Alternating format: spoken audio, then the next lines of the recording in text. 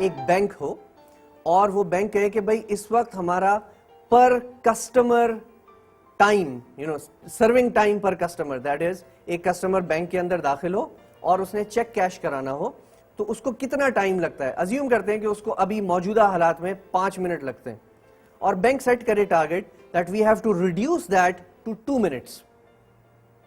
کیا ہوگا؟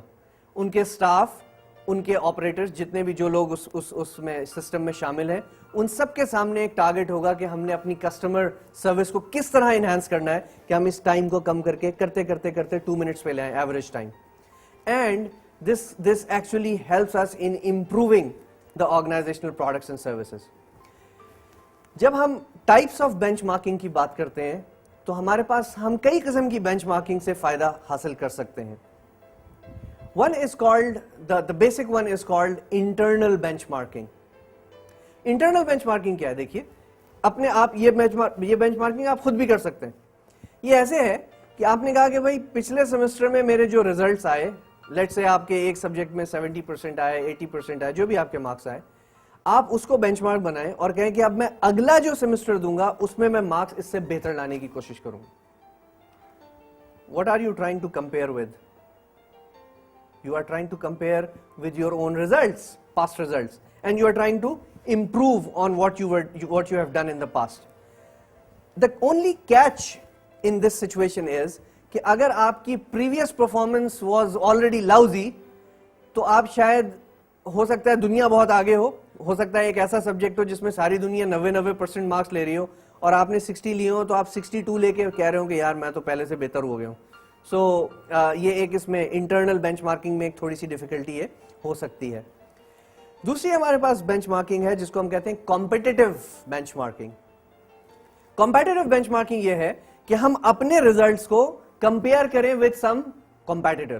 For example اگر KFC اور میکڈونلڈز ایک دوسرے سے کمپیٹ کر رہے ہوں تو ہو سکتا ہے KFC اس چیز کے اوپر کمپیئر کرنے کی کوشش کرے کہ میکڈونلڈز میں ایک کسٹمر جب کیو میں آتا ہے تو وہاں سے لے کے سرونگ تک کا ٹائم کتنا ہے. ازیوم کرتے ہیں میکڈونلڈز میں 3 منٹس، اٹس ازیومڈ، یہ ریئل فگرز نہیں ہے. KFC پھر اپنے آپ کو دیکھے گا کہ ہمارا ایوریج ٹائم پر سرونگ کیا ہے اور اگر ان کا ٹائم لیٹ سے 3 منٹ سے زیادہ ہے تو انہیں دیکھنا پڑے گا کہ کیسے اس کو ریڈیوس کریں تاکہ اپنے کمپیٹیٹر کے وہ آس پاس پہنچ سکے یا اس سے بہتر ہو سکے. This is called competitive benchmarking, جس میں آپ اپنے کمپیٹیٹرز کے ساتھ کمپیئر کر کے you try and make yourself better than them اور at least come at par with them. The third type of benchmarking is called activity based benchmarking. اب یہاں پہ جب ہم competitive benchmarking کی بات کر رہے تھے تو we were talking about comparison between two competitors. Your company comparing itself with a competitor. How about اگر کوئی ایسی کنڈیشن ہو جہاں پہ آپ ایک ایکٹیویٹی کو کمپیئر کریں کسی ایسی آرگنائزیشن سے which is not really your competitor. For example, بہت ساری آرگنائزیشنز ہوم ڈیلیوری سروسز دیتی ہیں. آپ نے ان کے پاس ایکوپمنٹ آرڈر کیا، وہ کہتے ہیں جناب ہم آپ کے گھر پہ سامان ڈیلیور کریں گے. اب ان کا جو ڈیلیوری کا یعنی دا ٹائم بٹوین، جس کو ہم لیڈ ٹائم کہتے ہیں، time between order and delivery is called the lead time. اگر یہ جو ہوم ڈیلیوری کمپنی ہے یہ اپنے پروسیس کو کمپیئر کرے with a company like DHL تو کیا ہوگا؟ یہ دونوں کام تو ایک جیسے، ایکٹیویٹی تو ایک جیسی ہے لیکن ایکچولی کام دونوں کے الگ الگ ہیں. They are not competitors.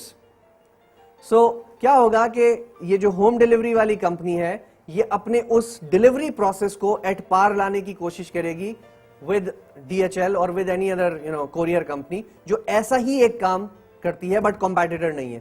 So activity based bench marking میں you necessarily do not compare your self with a competitor, but you just try to see who else in the world is doing this kind of stuff and اپنے آپ کو اس کے ساتھ آپ اس activity کے ساتھ آپ کمپیئر کرتے ہیں.